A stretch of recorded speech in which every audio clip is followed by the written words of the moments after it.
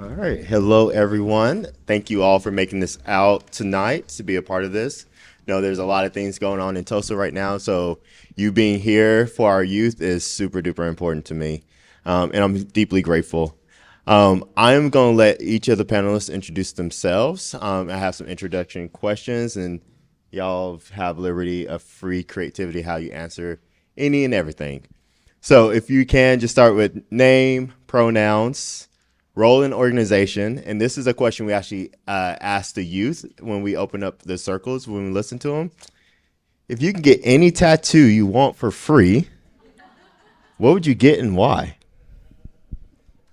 Bert, would you like to start us off? We sent it to you a couple days ago. Right. Good evening, everybody. I am BerThaddeus Bailey. I serve as the managing director of My Brother's Keeper Tulsa at Impact Tulsa. So when I saw this opening question, I showed it to my wife, and she said, "Well, you would get my name on your neck." I was like, "No, I would not." But I would get like a lion, like on my arm somewhere I can cover it up if I needed to. Thank you so much. All right. Beth? My name's Beth Svetlic, she, her pronouns. I'm the Assistant Executive Director with Youth Services of Tulsa.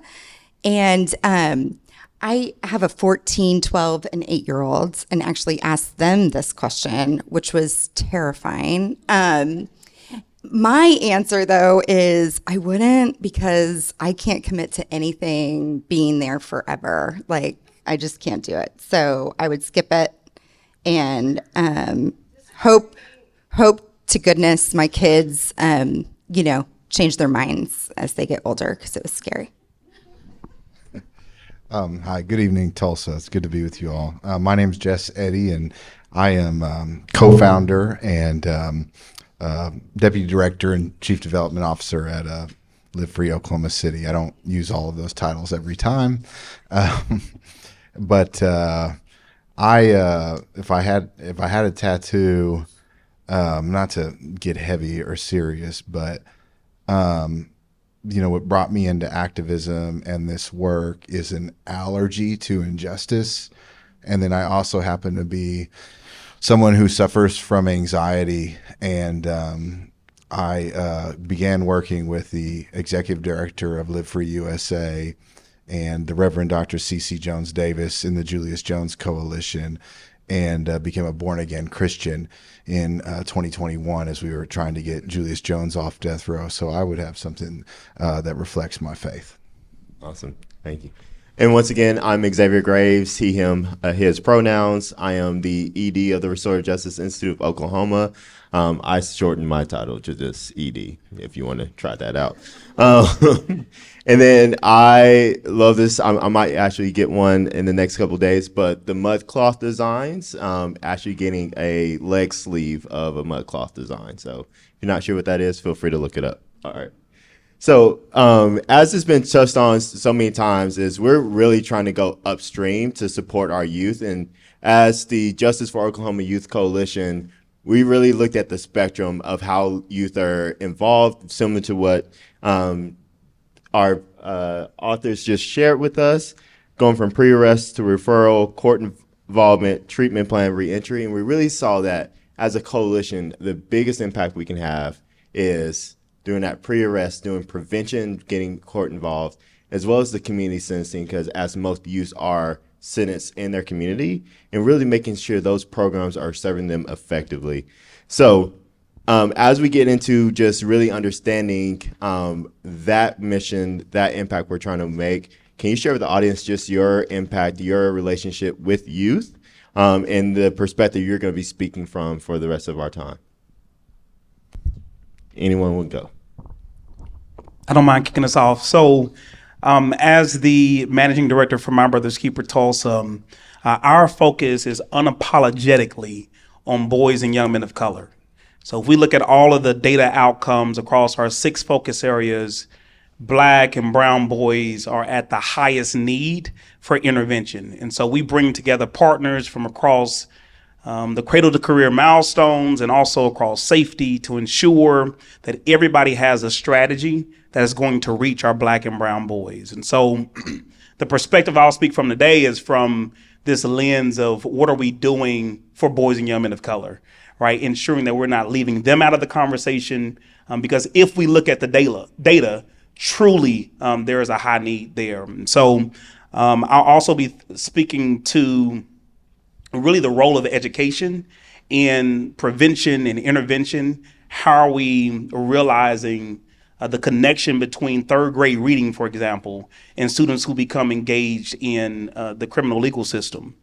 And then also, as I already mentioned, but data and strategy, but also this convening prowess. What does it look like to ensure that we're all working connectively to divert and to prevent students from being engaged in the criminal legal system? So I'm here representing Youth Services of Tulsa, which focuses on serving young people 12 to 24. Youth Services is a part of a statewide network of youth services agencies, and we are designated by legislative statute to partner with the Office of Juvenile Affairs to provide prevention services to young people. So that looks several different ways across the state. At Youth Services of Tulsa, we do that in several different ways. Some of that is really focused on our counseling services, but we also have an emergency shelter that's part of our partnership with OJA. And then we do some early intervention with low-level offenses, and then we also have a reentry program that works with young people coming out of some of those placements that they talked about. So we have been doing this work in partnership with OJA for decades, but we are not OJA, and so sometimes that work looks like partnership, and sometimes that work looks a little different than that. So I'm with Live Free Oklahoma City, and we are one of the community violence intervention programs, as mentioned. To kind of actually conflate the two, community violence intervention is built on the credible messenger model. The principle that those of you who have any familiarity with alcohol recovery or substance use disorder recovery, you can't take somebody further than you've been. And so it operates on the principle that the people not only best equipped, but really only equipped to engage, to number one, reach, to engage, talk to, and then have an impact that diverts and pulls someone out of a cycle of violence or other harmful behaviors is somebody who's been in that situation. And therefore they have credibility with communities that and people that live in the cracks of marginalized communities. So we, I don't like to use the word target, but for obvious connotations, but we seek to serve people that are at the highest risk for involvement in gun violence. And because of the way the news covers violence, people, even us in it, because we watch the news, tend to think and overstate youth involvement and responsibility in gun violence. Well, that's largely because kids do the things that end up on the news, but it's more adults that drive gun violence and repeat shooters that drive any gun violence in any given metropolitan area. However, we end up dealing with a lot of youth in our program, and because of our role at where we're at, which is pre-arrest or re-entry, not anywhere really in between, as much as we can help or work towards. We are seeing upstream everything that's happening that leads to entanglement with the criminal legal system. And it is hard to watch because there are so many simple things that can be done in schools, that can be done by local municipal governments, that can be done by the federal government, to remedy and fill major gaps that kids fall into all the time. That's predictable. It's a pattern. If they're suspended from school, that's a statistic. Then they get kicked out of another school. So there are points that we are just missing as a society while we are predominantly funding the system that is failing and creating the problem that we're talking about because their parents aren't there, because their parents are incarcerated or criminalized. And so, I'm here from that perspective. Sorry to... Oh, you're good. Thank you. I really love what you're hitting on because you're talking about their environment, right? And how can we go upstream enough to understand their environment enough to be able to shift and transform their environment, to intervene so that they're not having to make the decisions that they are making either as a youth or as an adult. And we really took that perspective when we did the listening circles with the youth. We asked them about what is their relationships with the system. We asked them about their relationships within their community. And then as a product of that, what is their relationship with their family and themselves? How do they see themselves, right? That really helps to determine what decisions that they make. And the following questions we have, I'm going to pull out some quotes and really actually have this moderated panel be a conversation with the youth from what they said. So it will be similar questions that the youth had.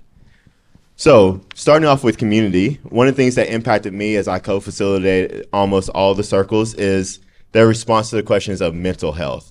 Some youth said that they have not received mental health support because they don't know much about it. Some youth shared that they may have been required to receive services, but initially were resistant. And then there was also youth that had very positive experiences with a therapist or case manager. One of the quotes says, "I don't really get involved in a community because I'm not a part of it. I've experienced therapy, but it really didn't work. But I think it was the therapist and it was kind of lame." I know there's also it sounds like a youth, right? There's other youth that was like, I didn't know anything about it until I was right there in front of the therapist. And like, can you imagine, like, you're a youth, don't know what this is, you go in a room with an adult and you're supposed to talk about your feelings. That's kind of awkward, and we know youth avoid awkwardness at all times. Another highlight from the report says that 66 to 70% of youth in detention centers have at least one diagnosable mental health issue compared to 9 to 22% of the general youth population in Oklahoma. My question is, what steps can we take in the community to make mental health services more accessible and approachable for youth, particularly as a prevention measure to reduce their involvement in the youth justice system? Beth, can I start with you? Sure. So I think I look at this question with like a couple of different approaches. One is I think that response by a young person of "I don't feel a part of the community" is huge, and how we create community and a sense of belonging for our young people, I think is critical in all of this process. And I think we have lost that. And I think, since COVID, that has really been a challenge to gain ground on anything as far as that goes. So I think that's a huge statement by that young person that it can't be overlooked. But then also I think,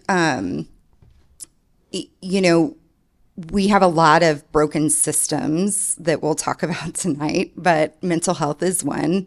And I think one of the challenges in it being accessible is that our mental health system is very driven by money and who's paying for it, and all the barriers and steps families and young people have to go through in order to access that funding so that then they can get the services. And so I think that has created a lot of barriers for young people. But I also think that we approach it we miss the boat in how we go about serving young people, and that we're using a model that has worked for middle class adults of make an appointment, show up, meet with a therapist, talk about it for an hour, leave, come back next week. And that's not how young people think and work. We need therapists that are in their communities, embedded, accessible. We need them accessible to parents so that they can come in and talk when there was a blow up at home the night before, and they can get that intervention right there when they need it. And I think a team approach is critical too. A therapist, a case manager, a credible messenger is a model that we use with our reentry program. But having that team approach to kind of hit all sides of what a young person and their family needs is really where you get the engagement and buy-in and really get some work done. And so that's the other piece that I think we're missing in that process. Yes, Imar. Yeah, so much on the mental health. I was just had a client today whose son was killed last week, and was encouraging making available therapeutic services, and the stigma that still exists in these communities, in the Black community, in the Latino community, in lots of marginalized and impoverished communities is it's still there.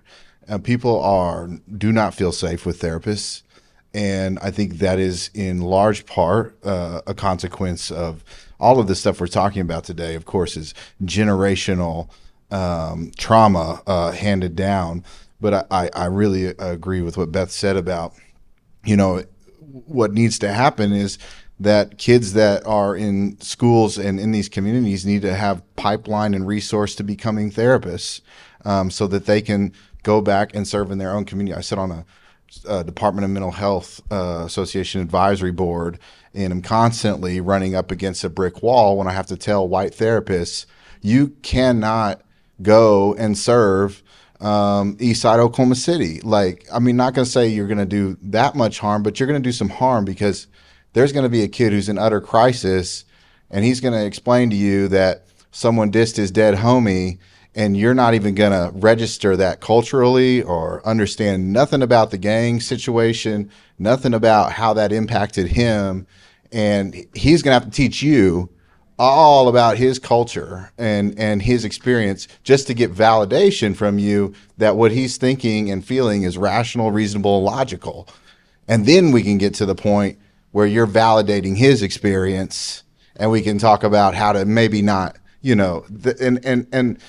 just see it's endemic. Black therapists are invaluable in the community, and the ones that I know are stuck up, tied up with Medicare, Sooner Care fiasco. I don't know if anybody's heard about that this year, but it's just been a nightmare for small therapists, and probably big ones too. But it's just the roadblocks to getting services provided in those communities are just monumental. And again, that's a resource scarcity, resource deprivation under disinvestment issue.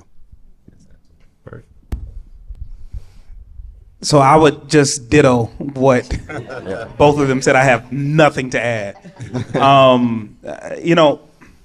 We have a couple programs at My Brother's Keeper. We have MBK Sports program that goes into a few school sites in Tulsa, Central, McLean, and Monroe.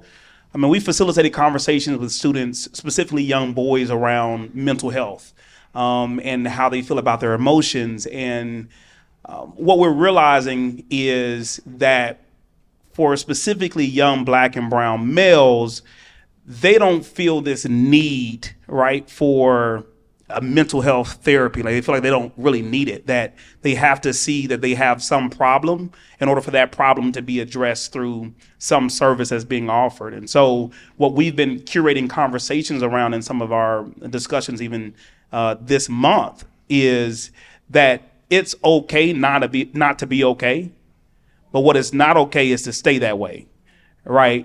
And then it's also okay to not have an immediate need for mental health therapy or as you would say, immediate need for a mental health therapy or be in a mental health crisis and still seek someone to have a conversation with. And so as Jess and Beth both mentioned, this trust has to be built. These conversations have to be curated in non-traditional spaces. And so how are we talking about mental health at home? How are we talking about the benefits of seeking therapy at home and in the schools and in your workplace and at churches and all of these different spaces? Because, you know, I'll tell you, even as a young boy, I don't remember, and I grew up in a house of a pastor, so I don't remember us having a lot of conversations around therapy, right? I think that, of course, in the church, pray it away, right? And so just pray about it, you know. But what happens when, you know, you need a little bit more than prayer, right? What happens when therapy is an immediate need? I think something that Beth said that I just would elevate even more is, even as an adult, seeking therapy can be challenging. Like looking for a therapist lately, I'm like, what are the steps? That, you know, like I am 31, like, you know, and I'm still struggling with finding a good therapist and figuring out who accepts my insurance and what is the out-of-pocket expense. And, you know, I can imagine being 16, 17 and having a parent who's trying to navigate that entire system without having a case manager to support them in accessing those resources. But I also think that we have to resource our youth workers in our schools. I'm looking at Lauren, and I'm thinking about the Opportunity Project, which operates a program called Youth Mental Health First Aid that really upskills youth workers to ensure that they're able to intervene when a student is in a mental health crisis. That's vitally important, right? And so supporting programs that are doing the work that the Opportunity Project is doing is really important as well. So that's only two things I'll add to what they said. Awesome, thank you. If you know me, I'm very passionate about this topic as well. So I just want to also add that how we see mental health as a fix-it when a lot of people don't want to be fixed. So if we're recommending and really pushing mental health as like, hey, go get fixed, I think a lot of youth, as Bert was saying, it's like, why do I need to go get fixed? I'm not the problem. My environment is. And so I think it's a both and where it can be very helpful and beneficial. And people, I believe our youth have to know that we're not trying to fix them. Yeah. So moving on from community to systems, we asked the youth in what, in their opinion, is the goal of the criminal legal system. And this is what they had to say. It says the system does everything in their power to keep us locked up. They just want us out of the way. They're not trying to help us deal with the big problems. They're just like, oh, you did this? You're going to jail for the rest of your life. Someone said it impacted me. It made me a better person. It made me want to be a leader. It made me want to, help people that have been in their same situation as me, because like I've had someone step up and share their story and I could relate, and I've been holding on to it ever since. So that's why I'm so open to share my story and be willing to talk about it, because that's how you get over it. So a credible messenger in the making. And then a youth talking about a friend who returned home after being involved with the system says, I feel like the system really messed him up. I know he made all the decisions. I ain't going to say the system messed him up, because he didn't mess himself up. But they could have helped him or whatever. It could have been better or whatever. He permanently messed up in the head now. So with the youth having varying experiences and views, in varying views amongst adults on the purpose of the youth justice system, can you share what you believe the goal of the youth justice system is? Additionally, what changes would you like to see in the youth justice system moving forward? Jess, can I start with you? Yeah, I'm going to have a pretty jaded response to that, because I'm going to be honest tonight. And just a little bit about me. I worked at the University of Oklahoma in diversity and equity, and saw so much discrimination and illegal misconduct there that I went to law school. And while I was in law school, I was co-directing the Julius Jones Coalition and learning about the law in real time and death penalty law. And I went to law school to be a civil rights litigator.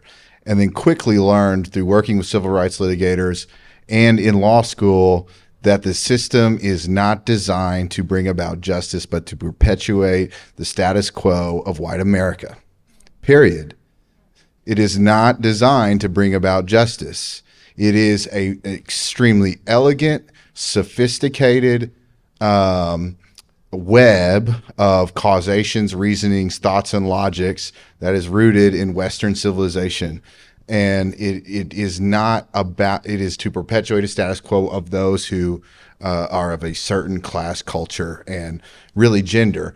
And so what is the purpose of I mean, we all understand that when people or kids do things and they become a public safety threat, we need to have systems and things, and I get that.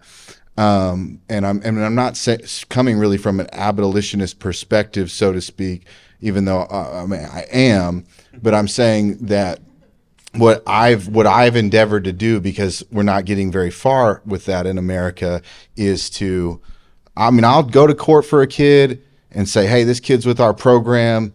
You don't have to worry about him, judge. You know, he's also a human being, and that has a big impact. And then they don't get put in referrals, and you know, but from the systems, we need government funding for criminal justice kids to go to programs, community-based programs that are preventing. I mean, we just do. We need these systems to wither away, to become obsolete. I'm not saying we shouldn't tweak them to improve them, that we shouldn't advocate, but we need that they gobble up our tax dollars. And we're talking about problems that in some ways at their core stem from historic disinvestment by tax dollars. We have chosen to incarcerate and criminalize as opposed to heal, help, restore, and have justice. Bert? Beth, why don't you go after that? So what I thought about this question, I'm thinking about, a book that I read. I don't know if anybody's read this book by Michelle Alexander called The New Jim Crow. And in that book, Michelle highlights how this incarceration specifically of, people of color, specifically males of color, has been this new way to enslave persons of color, because we have criminalized not behavior, but we've criminalized people. Right? We've criminalized being a certain color, because if we were criminalizing behavior, we would see parity in outcomes. We would see, arrests across races, across genders at the same rate. But because we're seeing this disparity, we are literally criminalizing people. So that came to my mind as I'm thinking about, what is this current role of this criminal legal system. In its state, I believe that it is a punishment system. It's not a system to rehabilitate people back to, an acceptance of society, or back to a place where they have the supports that they need to be able to thrive in society. But to your second part of the question around what reforms or integrations and changes would we like to see, a good friend of mine in New York City leads a program called Good Call. Jelani England is his name. And so he's visiting Tulsa here in the next month. But this program is a resource to help people who have any type of engagement with the legal system to call a hotline and be immediately connected to a public offender.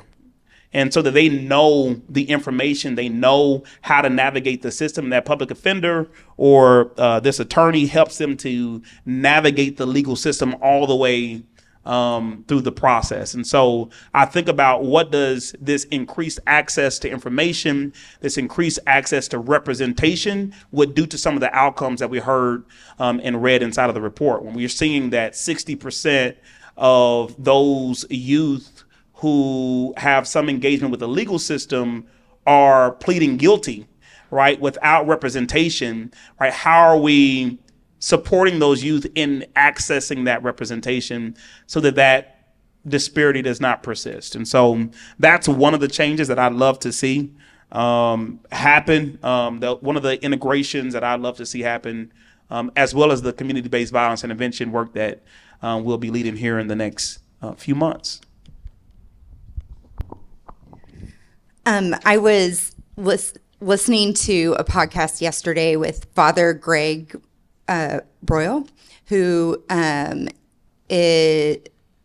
started Homeboy Industries in LA. It's a program, a gang intervention program. And he said, we are punishing wounds. And that quote just like hit me. I was like, dang, that's it. And we're not punishing wounds with individuals. We're doing generations of punishing wounds that's perpetuating over and over and over again. And so while I think those in the legal system may not see themselves as that, I think it's definitely how the system is playing out.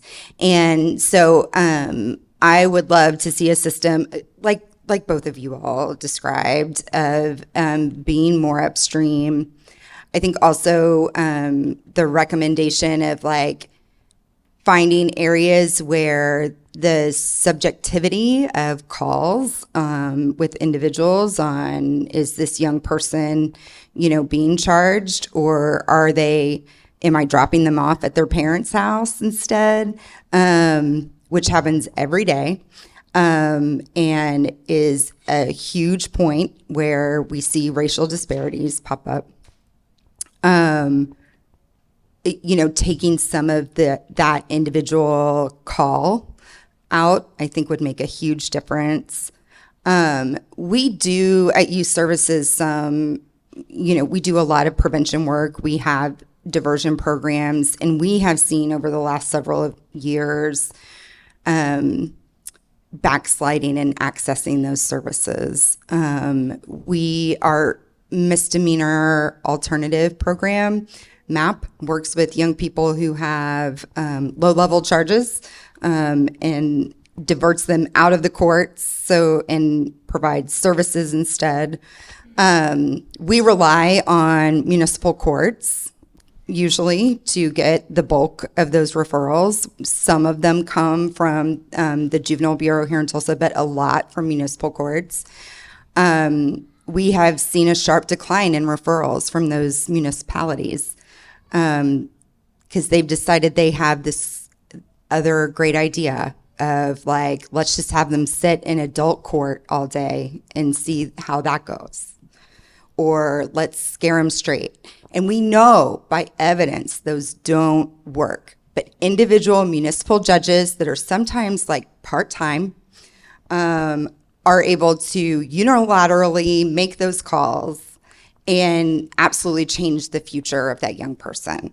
So I think that's where we can make change, is formalizing some of those things so that the individual decision is taken out. Could I add one more thing? Beth and I were talking beforehand about a counterpart. Of course, I'm in Oklahoma City, and a counterpart program to Youth Services Tulsa is Pivot in Oklahoma City. And Pivot's a program, great program, and the cops have an opportunity to take the kid there instead of custody, which really they can't because our juvenile detention center is maxed out, right? So, but if they were. And so one of the problems that we have an open conversation with Pivot about is we're reluctant to resource more into Pivot because what happens is it will incentivize law enforcement to take kids into custody and take them to this place.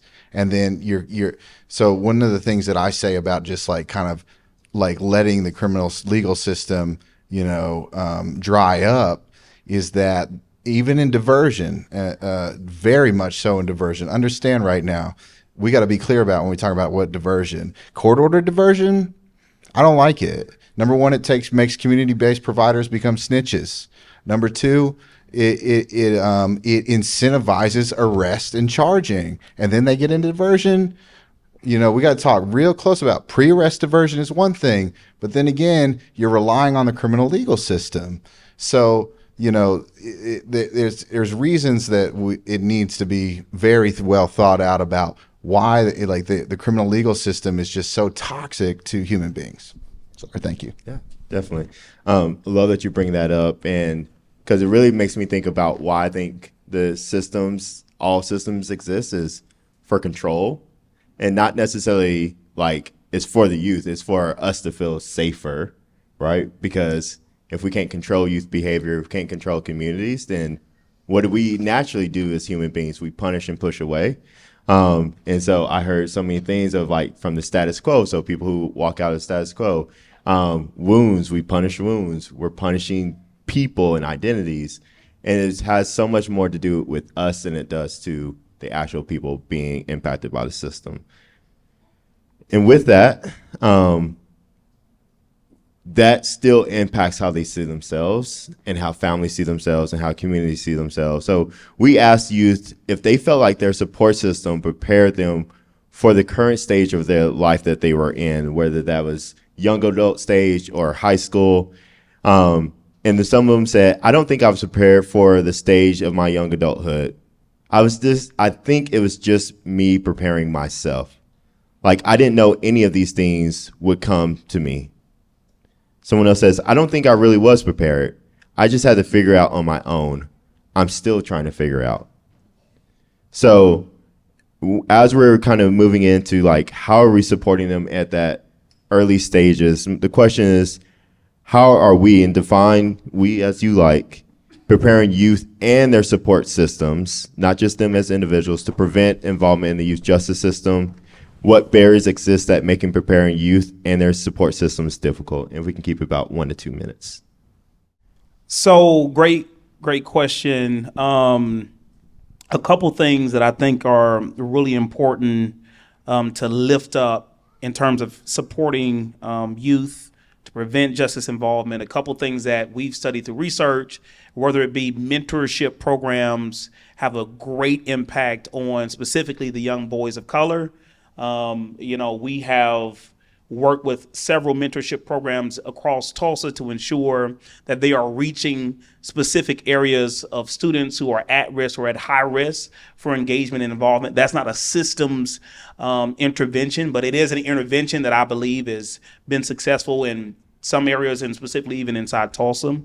But I also think that as a advisory board member, but out of school time programming is a amazing way, right, to support students in being prepared socially and emotionally, also academically. And so the more that we're pushing students to be engaged and to be active outside of school time, right? And this is not to say that the blame is on the student not having anything to fill their time, but it is to say that the more that we get the opportunity to expose students to expand their mindsets, these beautiful minds, right, pouring into them.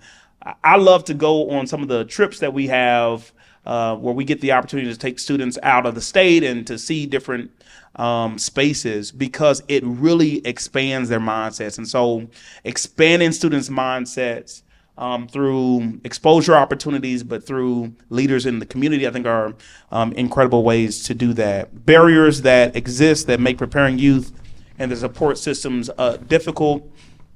Of course, when we talk about out of school time, we also have to talk about the barriers to transportation, to accessing those out of school times, whether it be for mentorship programs or programming specifically outside of mentorship, whether it be agency led programs or what have you. And so transportation is a big one.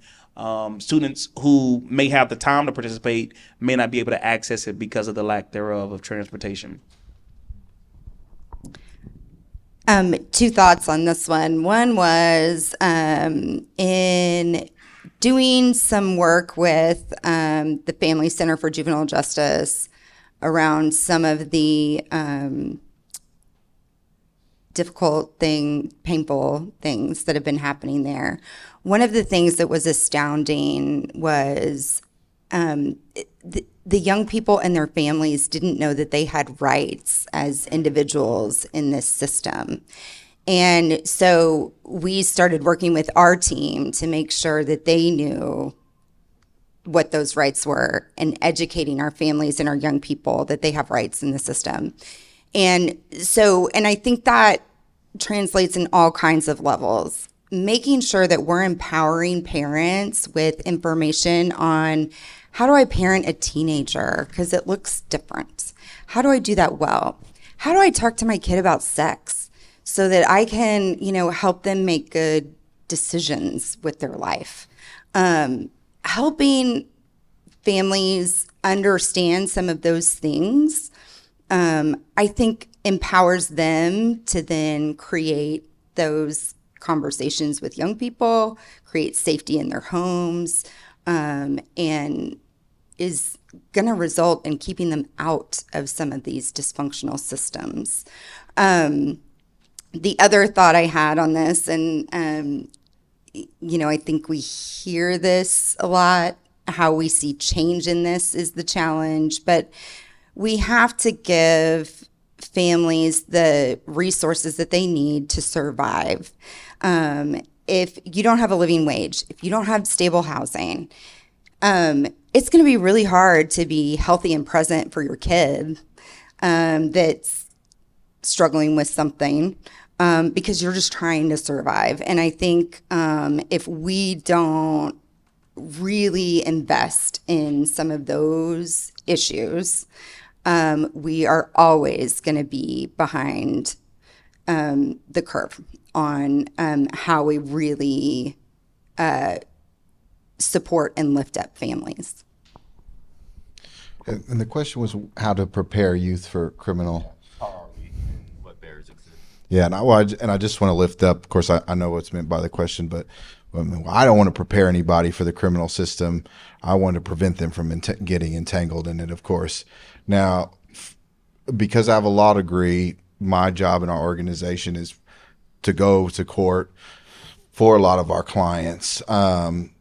Two things. I'm just a different approach, but for me, I'm a political and power guy, and so, and relationships. So, I do politics. I recruited the district attorney of Oklahoma County to run. So we have a good relationship with there. And we're going to go in and try to get stuff knocked down because the system, and I get to bash the criminal legal system a little bit more here. Rights are for sale. This is why I don't practice law. I couldn't charge somebody at the worst point in their life, civil or criminal, for their rights. That just doesn't sit right with my soul. But rights are for sale. And so this program that I'm trying to stand up right now as we speak in Oklahoma City to buttress up against what we're doing that I discovered that I think is just phenomenal is, and now I can't think of its name, out of San Jose, community participatory defense. Participatory defense. So the data shows that a black man alone with no family, one lawyer that he has on a docket of 200 is just statistically screwed in court. Just screwed. It doesn't matter how much he's paying or whatever. He's screwed by the judge, the jury, the prosecutor, and his own lawyer on how much respect he's given, on the level of humanity he's afforded. So this participatory defense takes rooms of people like in this room and trains them about the rudiments of the law. And then people come to us and say, I think I'm getting screwed by my lawyer. I think the DA isn't giving me a fair deal. I think this judge is racist. I think this, that, and the other.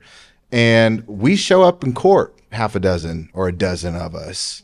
And that's what we do. We interface with the lawyer. We provide witness testimony and say, Bert's a good guy. He made a mistake on the stand.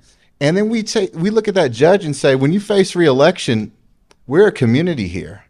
when we talk to the DA, when you face re-election, we're a community here. So, and that has phenomenal. That's what I do on just like an individual level with our staff. We mob into the courthouse and we're ready, loaded for bear. You know what I'm saying? You're going to take one of my clients that I'm telling you is safe, is ready to turn his life around. You want to put him in prison? Well, it's going to be an issue, you know, and that's how I do it. And then, you know, supporting people emotionally because they're in the worst difficult part of their life. Thank you so much. And we're going to end it with one last question. One of the things in the report's recommendations is lifting up the voices of youth with lived experience. In a state that historically feels that youth are to be seen and not heard, I would love for us to kind of be a challenge of how are we listening to the youth in our space, in our life. Can you share with the audience why you believe it is all of our work to not only listen to all youth voices, whether they have a criminal record or no, but to protect youth voices, believe youth voices, and learn from youth voices? I'll start with you, Bert. This is the cornerstone of everything we believe and do at My Brother's Keeper. That is, we believe that those who are more proximate to the problem should be more proximate to the power. And the power being policy change, the power being designing strategies and interventions that would prevent this perpetuation of violence and increased safety in communities. And so every chance we get, we host youth on panels such as this, but we also curate conversations, whether it be through mentorship programs or our leadership council, to ensure that boys and young men of color are not just present and tokenized. You know, the last thing we want to do is tokenize a young person and bring them into the space, but don't allow them the opportunity to draft the solutions and the strategies that are going to most impact them. And so my challenge, and as I know that many of you are already doing, is to listen to their voices. A lot of times, matter of fact, Xavier challenged me on something a while ago when I first got to MBK, working on a project. I'll never forget it. We're at Rudisill Library and we were talking about suspensions and expulsions in pre-K through third grade. And we were talking about, you know, well, students that young might not have anything to offer to the conversation, so we may not need to have third graders in this conversation. And Xavier said, well, I don't know about that. If you've ever been around a third grader, they know how to talk and they know how to tell you exactly what they mean. And that was one of the first challenges that I had in MBK. I've had 1,000 since, but I really thank you for that pushback. And because of that, we have, launched these different initiatives to ensure we're listening to youth voice. And because of that, we are just been announced the recipients of a $2 million grant from the Department of Justice for this work. So that's what I'd offer. So Cynthia and I actually were talking a little bit about this before we started tonight, and I think you're battling kind of practice and systems that don't listen to young people's voices. And youth services has been trying to do this work forever, meaning like I was a youth employee at Youth Services of Tulsa as a high school student, and having conversations about and helping assist in trainings on adultism and how you fight that decades ago. And still trying to do that work and fight that battle. And it takes a lot of dedication and work, and people that have been doing this forever, myself included, constantly have to check yourself and go, wait, why didn't I make the effort to get a young person in the room to make sure that they had a voice? Why didn't I make sure that they were armed with all the information that they needed to feel like they could speak from a place of, knowledge? So I think we have to challenge ourselves. Xavier, you were really good at this, like calling ourselves out when we're like, hey, that's not authentic. Like that wasn't, that we're missing important pieces here in how we elevate youth voices. But also that piece of making sure that we aren't just bringing a youth in the room, giving them one question, thank you for your answer, bye. That we are partnering with them, making sure, hey, before you walk into this coalition meeting, let me give you some backstory. Let me give you these other pieces. Your perspective is critical here.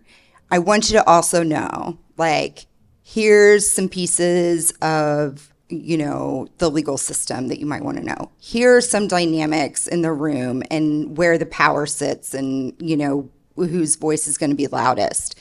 They need to know all of those pieces so that they can feel empowered to speak authentically too. And I have seen that time and time again missed. And we're like, yeah, we want to hear from you. And then we quickly dismiss their voice because they don't understand. Well, we didn't help them understand. And that takes a lot of work. It's really hard. Nobody gives you funding for that. But it's critical to, really creating change and designing interventions that actually work. Yeah, that's great stuff from both of you, and I learned a lot there. I'm always it's funny, I'm on a youth panel because of my work at Live Free and our involvement with youth. But you'll hear me say, if you knew me, I'm not a youth person. I respect so much people like Beth and Bert, my wife, who's a teacher in ninth grade at Star Spencer High School on the east side, and my best friend, who's the principal at Star Spencer, because that's a profession, man. And like I just told you, I'm a political and power person.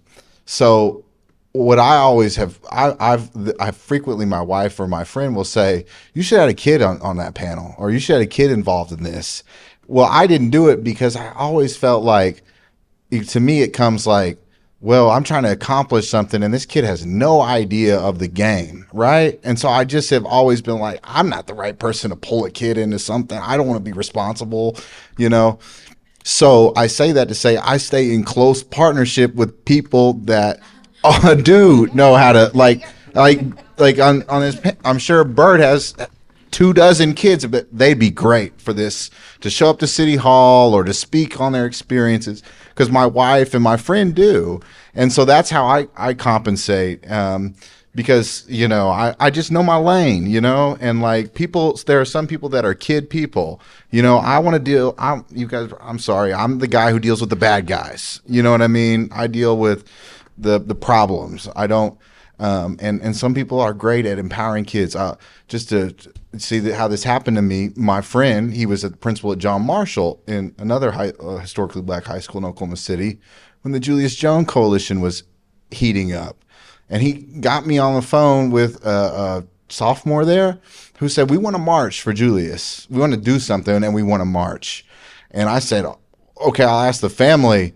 And I'm thinking, now these kids are going to get in trouble, and but I asked Rodney, my friend, you okay with this? You don't want to put them in danger because, cops and anyways, they did it. And these kids dang near probably saved Julius's life because they walked out of school, and then every other high school in Oklahoma City and Stroud and probably up here were walking out. So kids are going to save us, they are, and we need to do that. That's critical. Can we give it up for our panelists one more time?